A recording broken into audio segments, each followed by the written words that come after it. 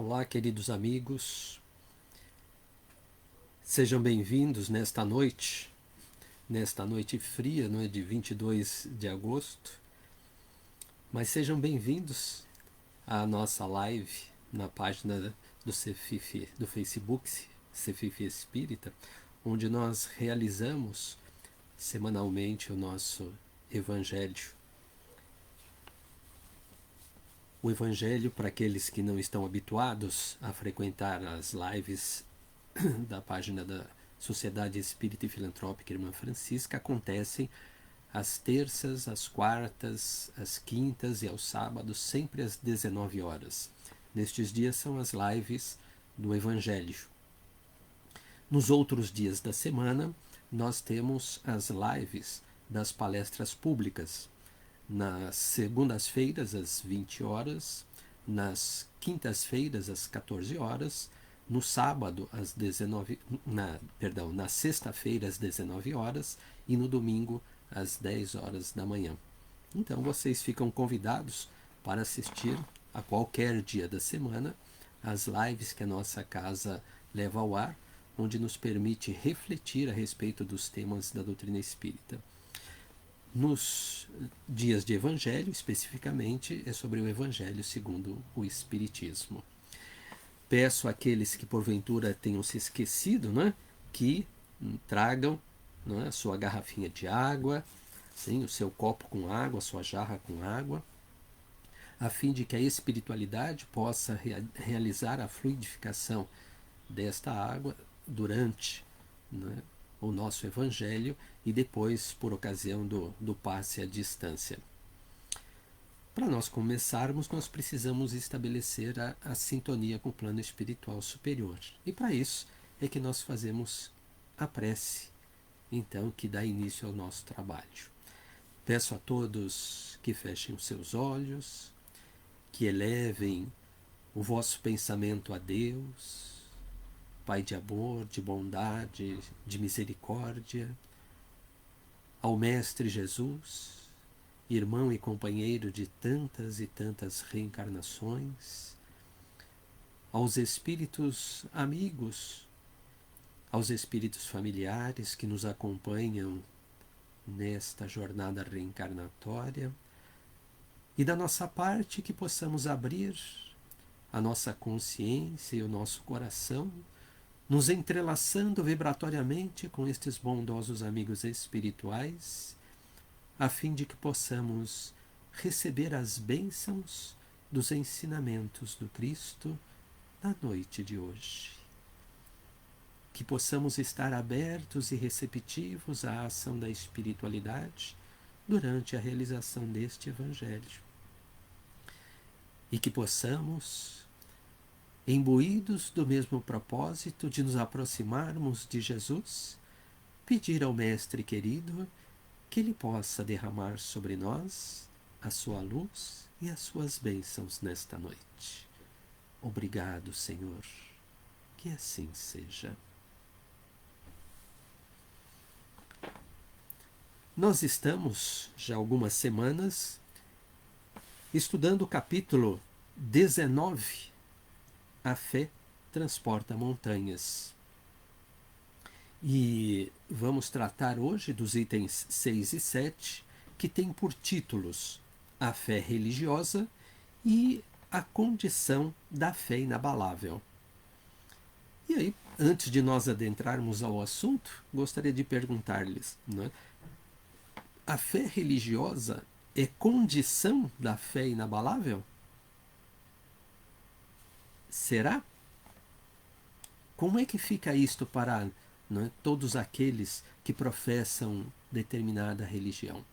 E aí nós vamos ver o que Kardec, junto da espiritualidade, traz para nós, então, né, de oportunidades de entendimento e de reflexão a este respeito. E o Kardec começa então dizendo para a gente que, do ponto de vista religioso, a fé é a crença nos dogmas particulares que constituem as diferentes religiões. E, invariavelmente, todas as religiões têm os seus dogmas. Assim, eu não posso comentar os dogmas das outras religiões porque eu não professo as outras religiões. Não é? Não seria justo então estar colocando, mas todas têm. Nós mesmos, os espíritas, ou a doutrina espírita, tem os seus dogmas. A reencarnação é um dogma. A comunicabilidade com os espíritos é um dogma dentro, não é, da doutrina espírita. Agora, qual a diferença dos dogmas de uma religião ou da outra religião?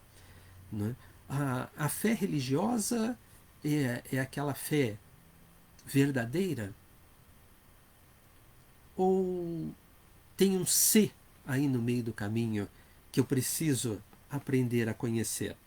E por conta disso é que Kardec vem, não é, em nosso socorro, dando algumas explicações. Não é? Como ele diz aqui, a fé pode ser raciocinada ou cega. Assim. Então, o que é a fé cega e o que é a fé raciocinada? Eu tenho a clara compreensão destes dois tipos de fé? Diz Kardec que a fé cega não examina nada, aceita sem controle, assim o falso como o verdadeiro, e se choca a cada passo com a evidência e com a razão. Levada ao excesso, produz o fanatismo. Então, nós vemos aquelas pessoas que colocam aquele cinturão de bomba em volta do seu corpo porque acreditam, não é, que ao explodirem o próprio corpo físico, não é, e matar um sem número de pessoas ou destruir determinado patrimônio com aquilo, não é, que eles serão recompensados na outra vida. Este é um dos exemplos, não é, de fanatismo que a fé cega leva a gente. Assim. Mas nós temos outros, não é, exemplos mais simples da fé cega, que não examina nada, aceita tudo sem nenhum controle, sem o controle da razão. Não é? Quer ver um exemplo muito simples disso? Não é? Quando pequeno, e durante muitos anos da minha existência, não é, fomos ensinados dentro de casa que a gente não devia comer manga com leite, porque isso causaria, não, algum desarranjo no nosso organismo. Então vejam, né, ninguém em casa comia manga com leite. Na família não tinha manga com leite. Então a gente não fazia, né, suco de manga utilizando leite como matéria-prima, só usando água. Não misturava, né, com derivados do leite também. Até que o tempo passou, né, e um dia, né, a ciência resolveu desmentir isto aqui. E foram buscar a origem desta informação, né, e a origem, né, lá atrás, diz aí o folclore, que é que isto foi inventado, é uma história inventada no tempo dos escravos, pelos senhores das fazendas, para evitar que os escravos comessem todas as mangas que tinham no pomar. E aquilo foi se reproduzindo. Ninguém submeteu ao crivo da razão e da lógica. Não é? E se passou de geração para geração. Não é? Então eu cresci, não é, com este entendimento, que não devia se misturar manga com leite. Só quando adulto, não é, através da ciência, é que, não é, houve por bem desmentir a crença e a gente mudou os hábitos a partir de então. Mas veja, como é que é a fé cega? A gente acredita sem questionar. Tem aquela outra história do senhor que, né, o trabalho dele, trabalhava na ferrovia, né, e o trabalho dele, né, era conferir, né, o estado das, né, rodas da locomotiva. Então ele pegava um martelo, né, e ia, quando chegava na estação a locomotiva, ele ia e batia nos trilhos, perdão, na roda da locomotiva. E ouvia aquele som. Né? O tempo passou, chegou a hora dele se aposentar, admitiram outro funcionário, né, no lugar dele, para trabalhar no lugar dele, né, e ele foi ensinar o serviço.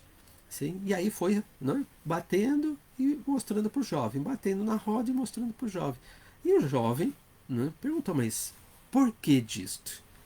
Assim, Né? E aí o Senhor retrucou, mas você chegou aqui hoje e já está querendo saber o porquê das coisas? Então a gente vê, né, a diferença da fé cega e daquela que questiona, né, porquê das coisas. Por que tem que ser assim? Qual a razão? Né? E isso nós precisamos aprender a fazer. Né? E nós sempre aprendemos, né, os cristãos, né, e o Espiritismo também é uma religião cristã, né, que Jesus ressuscitou depois de X tempo lá da morte dele, não é isso? E, e aí a gente pergunta para aquelas outras religiões cristãs, o que é a ressurreição? Não é? Ah, Jesus renasceu. Mas como é que pode renascer assim imediatamente? Renasceu com o mesmo corpo físico que ele tinha? Não é? O próprio Jesus falou que, não é? Uma vez que o corpo morre, não tem condição do corpo se recompor novamente, não é, para dar vida à alma. Então, a gente aceita a informação dentro da fé cega sem questionamentos. Precisamos ser cuidadosos com relação a isso. É, ainda dentro da fé cega, tem um, um primo um pouco distante que, anos atrás, a irmã dele se suicidou. Uhum. E um acontecimento triste, efetivamente, dentro da família, não é? É, mas o tempo passou e a família superou, não é, aquela situação. Mas alguns dias depois do acontecimento, nós nos encontramos numa reunião familiar, não é? E eu fui conversar com ele, não é, para ver como é que ele estava se sentindo. Quem sabe eu podia estar ajudando, não é, de alguma forma, não é, a confortar, a esclarecer. Sim, logicamente bem intencionado e dentro daquilo que a doutrina espírita coloca para a gente. Não é? E perguntei a ele, não é, como é que ele se sentia diante de uma situação daquela, né, difícil, né, inesperada para qualquer grupo familiar, isso. E a resposta dele efetivamente marcou bastante para mim. Ele disse que havia conversado com o dirigente da igreja, da religião que ele professa, não é? E o dirigente, não é, acerenou o coração dele, não é, dizendo que Deus quis assim. E como Deus quis assim, estava de bom tamanho. Né? E ele estava efetivamente calmo, sereno, tranquilo. Não é? A mãe dele, não é? A mãe da moça que tinha se suicidado, da mesma forma, não é? Tranquilo, sereno. Não é? Então, aceita, não é, aquela informação, não é? Aquilo satisfaz, sem perguntar o porquê. O que eu preciso saber mais além disso? Porque para nós da doutrina espírita, né, é necessário que a gente tenha determinados cuidados, porque senão o suicídio de repente ele se torna uma coisa corriqueira, às vezes até no meio espírita. E é preciso que nós espíritas, né, estudemos com o amparo, com o apoio, com o esclarecimento da espiritualidade, não é, quais são as consequências do suicídio, não é, para o espírito que se suicida. Não é? Por isso a gente tem livros que falam a este respeito, não é, como Memórias de um Suicida, da Ivone do Amaral Pereira, não é? Se muito não me engano é isso, me perdoem se não for, não é? Ícaro Redimido, não é? Que é a história dos Santos Dumont, não é isso? Tem Pescadores de Almas, não é? A trilogia da Ivone, não é? Que é Nas Voragens do Pecado, Drama de Bretanha, não é? Tem O Cavaleiro de Numières, né? E tem mais uma quarta obra aí que agora não me recordo, que também tratam, né, do suicídio. Então existem consequências de tudo que nós fazemos nesta existência. Né? E a gente não pode negar, não é, que há sofrimento para o espírito quando ele recobra a consciência. Né? Há sofrimento para o espírito antes dele recobrar a consciência. Né? E ele vai, né, ter que enveredar por uma caminhada de recuperação. Afinal de contas, ele infringiu uma lei de Deus. Né? Deus permite que a gente utilize o livre-arbítrio até para cometer uma barbaridade desta natureza. Né? E tem consequências. Está desamparado o suicida? Não, de forma nenhuma. Não é? Em hipótese alguma. Toda a literatura espírita mostra para a gente, não é, o amparo e a assistência, não é, de equipes espirituais, não é, que acompanham os suicidas. No livro Pescadores de Almas, a Valquíria Kaminski, não é, que visitou a nossa casa para fazer a divulgação do seu livro, ela conta na sua obra que existe uma colônia espiritual sobre o Atlântico, sobre o Oceano Atlântico, não é? E para esta colônia são levados todos aqueles espíritos, não é, que cometem o suicídio, para que eles possam ali se recompor e se preparar para uma nova reencarnação, com o amparo da família espiritual, com o amparo de amigos da espiritualidade. Esta colônia é dirigida por Maria de Nazaré, mãe de Jesus. Vejam, não é? Deus não deixa nenhum dos seus filhos desgarrados, não, nenhuma ovelha fora do redil. Não é? Existem postos de socorro, não é, desta colônia, não é, espalhados pelo planeta, onde, não é, os trabalhadores destes postos de socorro são levados, não é, os espíritos são levados para lá, não é, e de lá então vem para a colônia principal. Vejam, todo um trabalho que tem, mas não é vontade de Deus que a gente se suicide em nenhum instante, de forma nenhuma. Então eu preciso conhecer os porquês. Não é?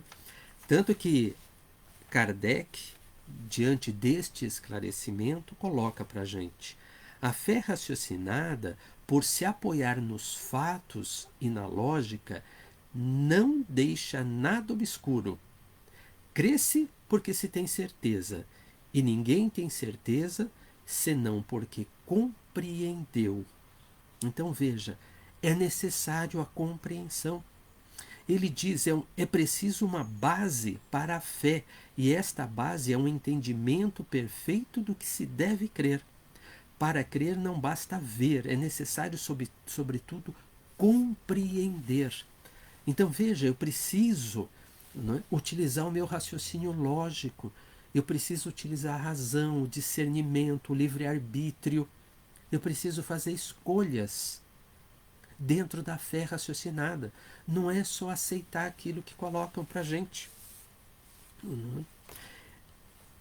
Apesar de vir de berço espírita, era muito pequeno quando minha família enveredou pela doutrina espírita, né? Mas eu tinha lá meus 5, 6 anos de idade, alguma coisa assim, né? E a gente, né, fazendo a leitura do Evangelho, fazendo o Evangelho no lar, lendo uma ou outra obra, sempre aprende alguma coisa. Mas me incomodava bastante, né? E daí é importante a fé raciocinada. Uma coisa que me incomodava bastante era, né, a justiça divina. Sempre isto me incomodou muito. E fui fazer no Irmã Francisca, né, nesta casa, né, que nos proporciona este encontro neste momento, né, comecei o curso em 1990 a fazer o curso de doutrina espírita, e mesmo durante, não é, o curso eu questionava bastante a justiça divina. Como é que pode ter justiça se a gente vê a corrupção campeando à solta? E sempre houve corrupção em tudo quanto é lugar. Não é? E as pessoas que corrompem outras pessoas se dão muito bem na vida. Não é? Sim, as pessoas são ricas, as pessoas são influentes, as pessoas têm poder. Não é? Como é que isto pode acontecer? Por outro lado, como é que bebês, não é, recém-nascidos, pouco depois de sair do útero materno ou em tenra idade, desencarnam, deixando a família prostrada? Né? Como é que Deus permite? Não é? Como é que Ele leva um filho antes dos pais de volta para o mundo espiritual? Então tinha algumas coisas, não é, que puxa vida, era difícil até para mim a minha compreensão, não é? E isto que lia as obras da doutrina espírita, não é? E não é, foi só uma vez, quando já estava terminando o curso de doutrina lá com 6, 7 anos de curso, alguma coisa assim, não que eu tenha repetido, mas é que o curso se estendeu, se alongou, não é? Que o nosso instrutor era o seu Gastão, né? Gastão de Lima Neto, assim, trabalhador da nossa casa, né? Dirigente da Rádio Boa Nova aqui em Sorocaba, que ele é que veio trazer luz a esta questão para mim. Não é? Porque era difícil de olhar as coisas deste mundo material, aqui da vida material, e poder entender a misericórdia divina. Quando, não é, ele colocou na reunião do grupo de estudo da gente, que era a gente só conseguir entender a justiça divina através do dogma da reencarnação. A reencarnação existe. Ela é um processo natural na vida do espírito. Né? E a justiça só acontece no decorrer das diversas existências. Quer dizer que eu posso cometer um monte de aberração, um monte de coisa errada, posso até escolher tirar a minha própria vida ou tirar a vida de outra pessoa. Deus me permite no uso do livre-arbítrio, ele não interfere, só que ele criou suas leis. Lei de causa e efeito. Vão haver as consequências para isso, não resta a menor dúvida. Não é? Então, quando caiu a ficha, a reencarnação é o que possibilita a recuperação do espírito. Não é? As besteiras que eu fiz, as vezes que eu afrontei as leis divinas, eu fiquei devedor na minha contabilidade espiritual.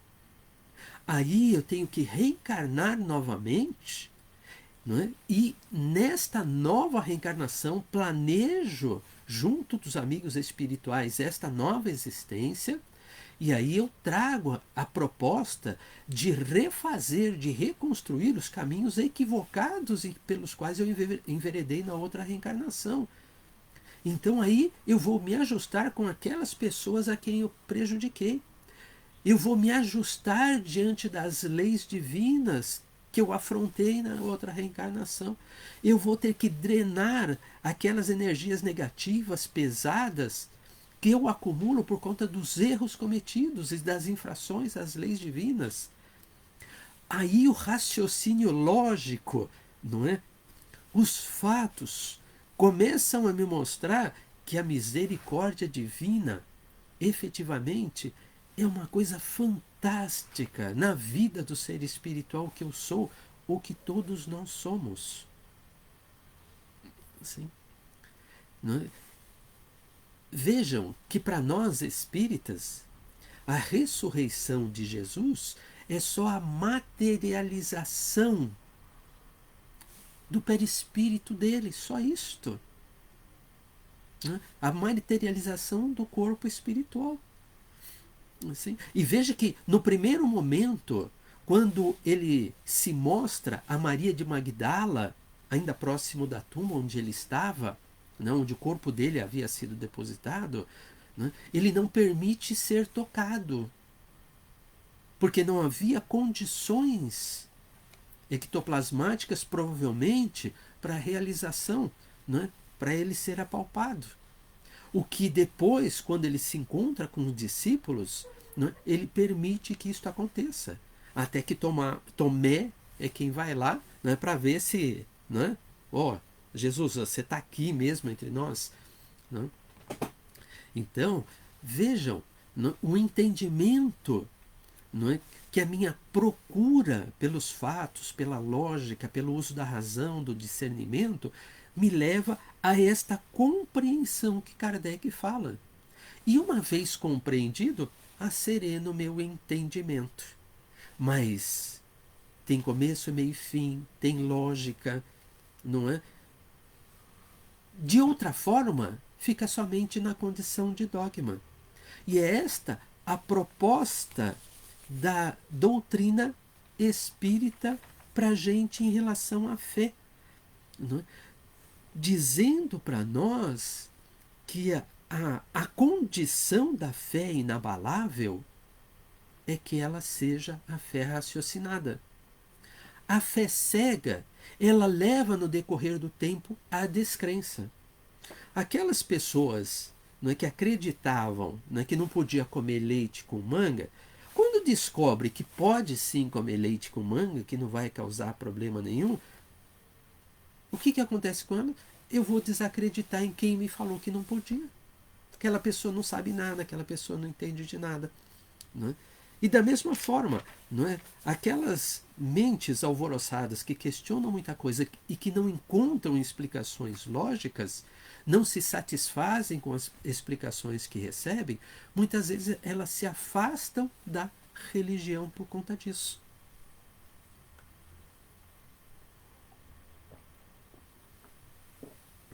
A religião é ruim? Não, de forma nenhuma. Não é? Cada religião tem o seu público. Cada religião atende à necessidade e às expectativas dos espíritos naquele estágio evolutivo que se encontram. Eu não me adequaria a viver em outra religião. A doutrina espírita, com as suas explicações, com as obras de Kardec, com as obras complementares, ela satisfaz os questionamentos que eu faço a mim mesmo e que muitas vezes ainda faço, não é? Às pessoas mais experientes da casa espírita ou às vezes até de outras casas espíritas. Vejam a colocação de Kardec. Eis porque, não é, ela, não é, a fé raciocinada, não é, ele diz aqui, fé inabalável só é aquela que pode encarar a razão face a face em todas as épocas da humanidade. Sim. Fé inabalável. A fé raciocinada é inabalável. Nós não mudamos as nossas convicções a partir do momento em que nós compreendemos como é que funciona aquele mecanismo. Enquanto a minha razão, a minha inteligência não concordarem com determinado conceito, não é? Eu me permito ficar indeciso. E ao fazer isto, não quer dizer que eu sou contrário à doutrina espírita, eu sou rebelde à doutrina espírita. Muito pelo contrário. O espírito Erasto, no livro dos Médiuns, ele traz um ensinamento para nós que diz o seguinte, e ali ele está falando, não é, para os médiuns, mas que nós podemos aproveitar aqui do nosso aprendizado também. É melhor rejeitar 10 verdades do que aceitar uma única mentira. Isto na relação do médium com a espiritualidade. Porque a espiritualidade se comunica através dos médiuns. Mas nós não precisamos aceitar tudo aquilo que os espíritos nos passam através dos médiuns. Erasto diz que nós temos que passar pelo crivo da lógica, da razão, não é, do livre-arbítrio, da mesma forma. E a espiritualidade superior, ele nos afirma, não vai ficar bravo, não vai ficar chateado conosco, não é? A espiritualidade superior, se nós rejeitarmos 10 verdades que eles nos trouxerem. Muito melhor rejeitá-las do que aceitar uma única mentira. Então, nós precisamos passar tudo pelo crivo da razão. Um outro dogma da doutrina espírita é a comunicabilidade dos espíritos. Não é? Comunicabilidade dos espíritos, sim, que muitas pessoas duvidam até hoje que isto seja possível de acontecer. E que nas casas espíritas é a coisa mais natural.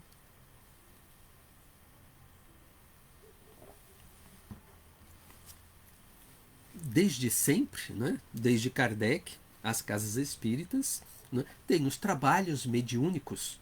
Houve uma época em que eram abertos ao público, não é? E hoje eles são fechados ao público. Nossa casa, inclusive, é fechada ao público para prevenir, né, das interferências no campo vibratório que se constrói no entorno da casa espírita durante o período de realização. É preciso que as vibrações sejam harmonizadas entre os participantes de cada grupo dentro da casa espírita. E tendo uma plateia, tendo uma assistência, é muito difícil de manter esta harmonia, né? Muito mais fácil com as pessoas que já convivem com bastante frequência. Mais por conta disso do que por qualquer outra razão. Não é isso? Mas hoje, praticamente, poucas são as casas espíritas que têm um trabalho mediúnico aberto para o público, não é? Apesar que tem algumas. Então vejam só, não é? A comunicabilidade é um dogma? Para muita gente, efetivamente, pode ser. Para mim, que trabalho num grupo espírita, não existe dogma. É um processo natural, né, através do qual os espíritos desencarnados se comunicam com os espíritos encarnados. Muito normal. Né? As pessoas podem duvidar? Podem duvidar, não resta a menor dúvida. Agora, não é? Se quiser acreditar, se quiser, não é, tirar a dúvida, estude Kardec. Não é? Depois de estudar Kardec, vai procurar conhecer, trabalhar, não é, num grupo espírita, não é, num grupo mediúnico dentro de uma casa espírita. Não é? Vai olhar como é que acontece na prática este processo. Apesar que o raciocínio lógico, dedutivo, também pode levar a pessoa a acreditar nisso. Olha quantas obras psicografadas por médiuns sérios, como a gente tem aqui no nosso país, como existem em outros países. Não é isso? Olha a obra de Chico Xavier, para a gente não falar de outros médiuns, mas existem muitos outros médiuns sérios. Olhem a obra de Chico Xavier, com mais de 400 obras, com diversos assuntos. Muitos deles, principalmente aqueles, né, da coleção de André Luiz, né, da Vida no Mundo Espiritual, que estão sendo pesquisados pela ciência nos dias de hoje, informações sobre as quais o Chico não detinha conhecimento. Como é que um espírito que não tem conhecimento, não tem vivência nessa vida, tinha o curso primário como formação? Como é que podia um espírito com pouca instrução escrever tantas obras e sobre temas tão abrangentes, tão distintos uns dos outros? Não é isso? E a comunicabilidade dos espíritos, ela não vem de agora.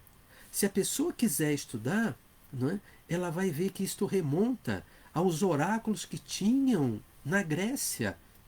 Na época de Sócrates já tinha oráculo de Delfos lá, onde haviam sacerdotes, pitonisas, não é, que previam o futuro, que entravam em comunicação com a espiritualidade. Olha as religiões de matriz africana, não é, que vieram junto com os escravos aqui para o Brasil, não é, onde a comunicação com os espíritos era relativamente normal entre eles. E depois é que Kardec, então, foi construir aqui a doutrina espírita e que nos traz a obra-prima, que é o livro dos médiuns, e que mostra como é que funciona, como é que se classificam os tipos de mediunidade, quais são os cuidados que a gente precisa ter com a mediunidade. E tudo isto, gente, para nós falarmos da fé, da confiança, não é? Como ele diz aqui, não é? A confiança. Não é? A fé não se prescreve, a fé não se impõe, a fé se constrói. Não é? A fé é uma construção do espírito que ele faz através da vivência das suas experiências, através do uso dos atributos que Deus lhe concedeu. E aí, aos poucos, então eu vou construindo esta confiança. Confiança em Deus, confiança em Jesus, confiança no Evangelho e nos ensinamentos e nos exemplos que Jesus deixou para nós, que estão contidos aqui no Evangelho, que me esclarecem, que me confortam, que me alimentam de energias. Quando eu compreendo alguma coisa um pouquinho mais a cada vez que eu leio o Evangelho, o grau de compreensão aumenta um pouquinho a mais. Consigo ver nuances de algumas coisas que eu não tinha enxergado anteriormente. Como é que eu vou confiar em Deus na hora da dificuldade? Na hora que um ente querido se vai? Se eu não compreender que isto faz parte de um processo na vida do ser espiritual que eu sou, que cada um de nós tem um tempo de permanência aqui, que precisamos nos alegrar naquele tempo de convivência e que podemos nos reencontrar todas as noites, o ente querido na dimensão espiritual e eu aqui, no mundo físico ainda encarnado, que a vida segue o seu curso normal. Se ele foi antes de mim, que bom para ele. Ele concluiu o seu trabalho aqui, já deve ter tido merecimento para retornar ao mundo espiritual. Precisa da minha contribuição para que eu ore por ele, para que eu vibre por ele, para que ele esteja bem e o quanto antes ele possa até vir ajudar aqueles que aqui permanecem, do grupo familiar, dos amigos. Saber que, quando for possível, estaremos nos reencontrando durante o período de sono. Então a separação é momentânea. Porque quando eu durmo, já que eu, corpo físico, durmo, o espírito ele está desperto. Quando o corpo físico repousa, é ele que precisa descansar, o espírito se desprende e entra em contato com outros espíritos. Então podemos continuar a nossa convivência, permutar, né, as alegrias, o carinho, a afeição que nós temos. Então vejam, não é, o quanto a compreensão destas coisas acalma e acerena o meu coração. Nós não estamos, né, distantes e isolados, não, estamos em dimensões espirituais. O meu pensamento chega ao ente querido desencarnado no instante que eu penso e sinto a vibração amorosa em relação a ele.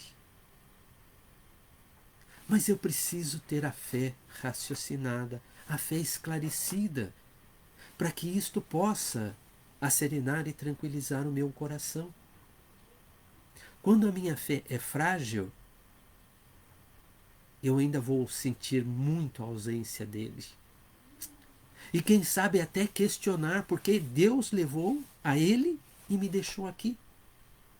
Num típico processo de rebeldia em relação aos desígnios de Deus, que sabe o que é melhor para ele que partiu e o que é melhor para mim que fico aqui. Como é importante a fé raciocinada. Como é importante compreender como todos estes processos acontecem comigo e ao meu redor, na condição de ser espiritual que eu sou. Preciso o quanto antes não só conhecer, mas compreender a doutrina espírita. Não só conhecer, mas compreender e vivenciar o Evangelho, os ensinamentos de Jesus. E é esta compreensão, é esta fé forte, firme, que me proporciona o equilíbrio e a serenidade para eu continuar tocando a minha existência. Sem me desequilibrar, sem me desarmonizar, Porque as provas e as expiações fazem parte sempre da nossa existência. Termina uma, tem um tempinho e começa a outra. Então, o quanto antes eu preciso aprender a fortalecer a minha fé. E convido vocês todos também a fortalecerem a vossa fé. Fé firme e forte. Através da lógica, da razão, dos fatos.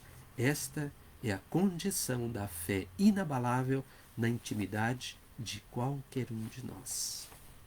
Fica aqui então a possibilidade, a oportunidade para nós refletirmos sobre a fé durante mais esta semana.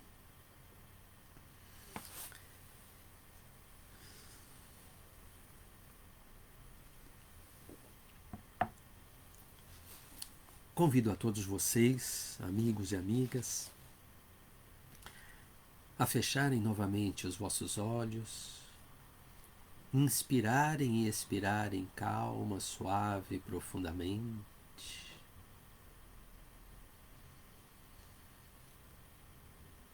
Sentindo que nestes momentos Jesus adentra o lar de cada um de nós, estende os teus braços amorosos e nos acolhe em seu regaço.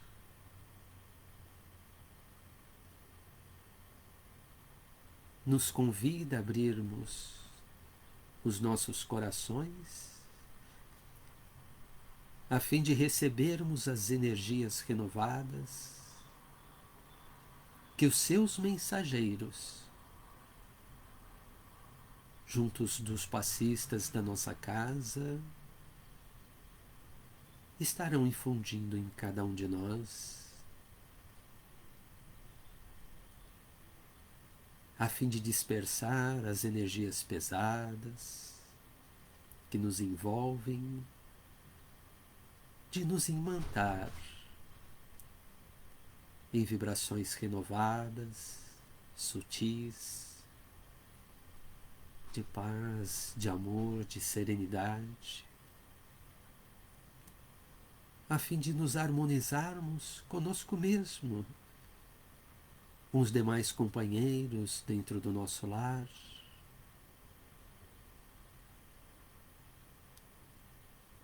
E vos pedimos também, Mestre Jesus,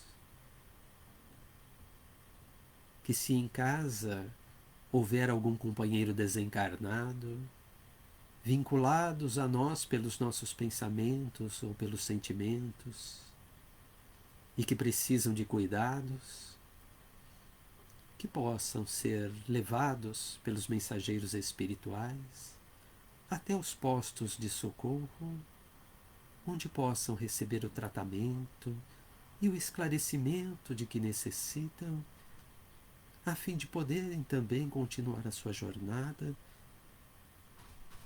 na pátria espiritual. Que em nossos lares reine a paz e a harmonia.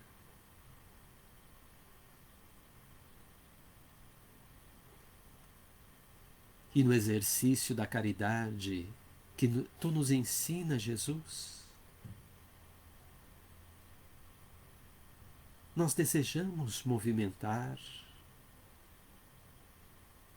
do fundo dos nossos corações as energias, as vibrações de amor sincero, amor puro, amor fraterno, depositando-as nas tuas mãos, Mestre querido, pedindo-lhe por caridade que possa reuni-las a de tantos outros irmãos que, como nós, vibra nestes instantes em benefício da humanidade. Que vós possa multiplicá-las, transformá-las em bálsamo, a fim de atender a todos os irmãos dessa humanidade terrena.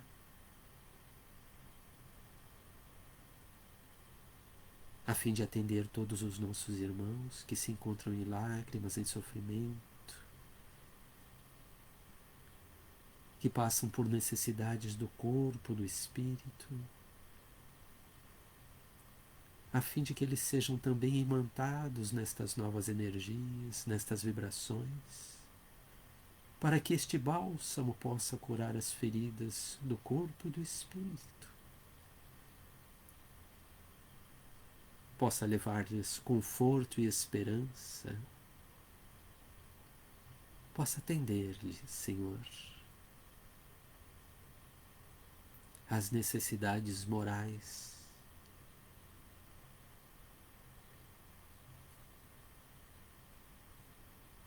que cada um dos espíritos do nosso planeta, Senhor, possa ser tocado na sua intimidade, no seu coração, pelo teu amor. E que cada um de nós possa, recebendo as tuas bênçãos, dar a sua parcela de contribuição para que este mundo possa o quanto antes se transformar num mundo de regeneração. Que o nosso planeta seja mais humano, mais fraterno, mais solidário.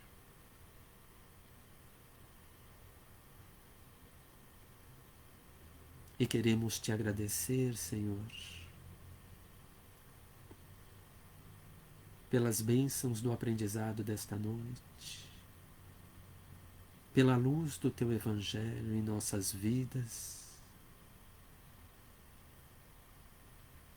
pela companhia permanente dos bondosos amigos espirituais, dos nossos guias, pelas renovadas oportunidades que Deus nos concede de colocarmos a nós mesmos à prova diante destes ensinamentos que recebemos. Agradecer pela família, pelos amigos, dos dois planos da vida, pela saúde, o corpo perfeito, a inteligência, pelas dificuldades, pelos irmãos difíceis, que são os nossos professores nesta existência. E vos pedimos ainda, Senhor, que permaneça conosco por toda esta semana. Obrigado, Senhor. Que assim seja.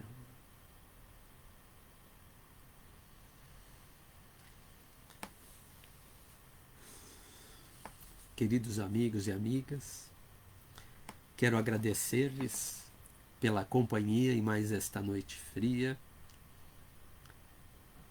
que possamos, junto dos nossos entes queridos, na convivência fraterna, fortalecermos a nossa fé, a nossa confiança em Deus e nos seus desígnios para com todos nós. Tenham uma ótima semana. Que a paz de Jesus seja com todos nós. Muito obrigado.